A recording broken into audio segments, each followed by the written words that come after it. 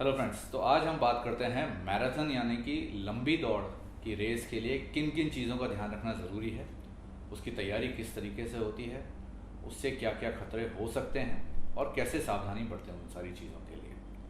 तो marathon running यानी कि लंबी दौड़ जो होती है उसमें बहुत सारे फैक्टर्स इन्वॉल्व होते हैं, बहुत सारी ऐसी चीज़ें होती हैं जिनका ध्यान रखना ज़रूरी है। इससे पहले कि आप वो दौड़ शुरू करें या दौड़ के बीच में अगर किसी भी प्रकार की कठिनाई आती है तो उसको कैसे समझा जाए कि कब हमें दौड़ने से बचना चाहिए। तो मैराथन दौड़ने से पहले या लंबी दौड़ की तैयारी करने से पहले 3 चीज़ों की जानकारी होना बहुत ज़रूरी है। पहला कि उसकी ट्रेनिंग कैसे ली जाएगी, दूसरा इंजरीज़ का कैसे ध्यान रखें, और तीसरा ऐसे कौन कौन से फैक्टर्स हैं जिसमें बदलाव करने के कारण हम अपनी लंबी दौड़ की तैयारी बेहतर तरीके से कर सकते हैं। तो सबसे पहले हम बात करते हैं ट्रेनिंग के बारे में। ट्रेनिंग कह लीजिए या कोचिंग कह लीजिए, ये बहुत ही इम्पॉर्टेंट, बहुत ही आवश्यक चीज़ है लंबी दौड़ की तैयारी करने के लिए, यानी कि मैराथन की तैयारी करने के लिए। जितने भी लोग मैराथन भागते हैं उनके लिए बहुत ज़रूरी है कि इसकी तैयारी काफ़ी पहले से, रादर काफ़ी महीनों पहले से चालू करें। ये कोई वीकेंड वॉरियर वाला या सडन ऐसा खेल नहीं है कि आप बस उठ के किसी दिन उसको भागने लग जाएं। तो मैराथन दौड़ की ट्रेनिंग के लिए, लंबी दौड़ की ट्रेनिंग के लिए 4 चीज़ें बहुत ज़रूरी हैं: volume, intensity, frequency and duration. तो सबसे पहले बात करते हैं हम ट्रेनिंग ड्यूरेशन के बारे में। ट्रेनिंग ड्यूरेशन में 2 इंपॉर्टेंट चीज़ें हैं। ड्यूरेशन कितना लंबा होना चाहिए और एक दिन में आप कितने देर तक उसकी ट्रेनिंग कर सकते हैं। तो लंबी दौड़ की जो ट्रेनिंग होती है वो आपकी मेन इवेंट से या आपकी रेस से या आदमी की तैयारी की दौड़ से काफ़ी महीने पहले शुरू हो जानी चाहिए। नॉर्मली इसको 6 से 8 महीने का टाइम हमें देना चाहिए मेन इवेंट से पहले। डेली ड्यूरेशन की बात करें कि रोज़ आप कितना भाग सकते हैं, तो डेली ड्यूरेशन आपको धीरे धीरे बढ़ाना बहुत ज़रूरी है।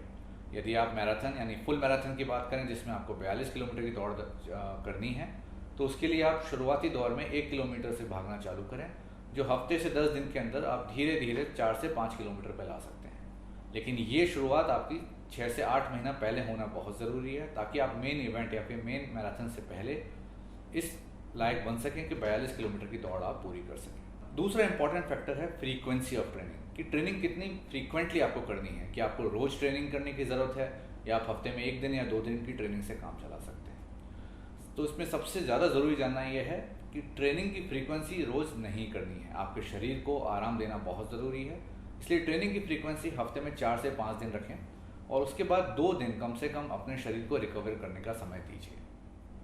तीसरी इंपॉर्टेंट चीज़ है इंटेंसिटी ऑफ ट्रेनिंग। इसमें आपको ये जानना ज़रूरी है कि आप अपने शरीर को पहचानें कि वो कितनी ट्रेनिंग, कितनी भारी ट्रेनिंग संभाल सकता है। इसके लिए आप अपने कोच से बात करिए, ज़रूरत पड़ने पे अपने फुट एंड एंकल सर्जन से बात करिए कि आपका पैर, आपका शरीर कितने वजन को, कितनी इंटेंसिटी की ट्रेनिंग को रोज़मर्रा के रूप में झेल सकता है।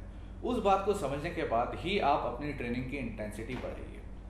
आखिरी ज़रूरी चीज़ जो समझने के लिए है वो है वॉल्यूम ऑफ द ट्रेनिंग। इसमें हमें ये समझना है कि ट्रेनिंग के कितने प्रकार हम एक दिन में और एक समय में करें। लंबी दूरी की दौड़ में हमें एक साथ काफ़ी लंबा सफ़र जो है वो तय करना पड़ता है। इसमें अलग अलग स्पीड पे भागना भी ज़रूरी है, जिसमें कई बार आपको स्लो स्पीड में रहना पड़ता है, कई बार आपकी स्पीड तेज़ होनी पड़ती है।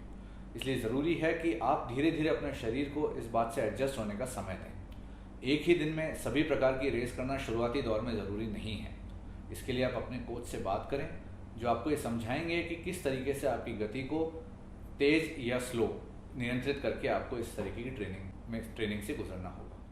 ट्रेनिंग के बाद जो दूसरी इंपॉर्टेंट चीज़ इस खेल से संबंधित है वो है इंजरीज़। आपको ये समझना है कि ये खेल शुरू करने से पहले, मैराथन या फिर लंबी दौड़ शुरू करने से पहले आपको कोई इंजरी होनी नहीं चाहिए। इसलिए आप अपने आप को चेक करें, ये देखें, अपने कोच से बात करें या अपने सर्जन से बात करें कि आपको किसी भी तरह की कोई पुरानी या क्रॉनिक इंजरी तो नहीं है। यदि कोई भी क्रॉनिक इंजरी है, जैसे कि पैर में पुराना कोई लिगामेंट की चोट जिससे आपका टखना अनस्टेबल है, तो पहले उसके ऊपर आप काम करें। अपने फुट एंड एंकल सर्जन से बात करके, अपने फिजियोथेरेपिस्ट से बात करके पहले उस चोट को सही करें। एक बार वो चोट जब सही हो जाती है तब आप एक प्रॉपर ट्रेनिंग शेड्यूल में अपने मैराथन की तैयारी कर सकते हैं।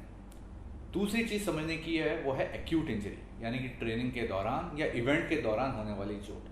सामान्यतः देखा गया है कि ट्रेनिंग के दौरान या मेन इवेंट में जब ये चोट लगती है तो धावक जितने भी होते हैं या खिलाड़ी होते हैं वो उसको इग्नोर कर देते हैं, मतलब उस पर ध्यान नहीं देते हैं और अपना खेल जारी रखते हैं। इसकी वजह से लॉन्ग टर्म में, मतलब लंबे समय में काफ़ी घातक परिणाम उन मरीजों को, उन खिलाड़ियों को या धावकों को भुगतने पड़ते हैं, जिससे उनका ये खेल कभी कभी हमेशा के लिए बंद हो जाता है।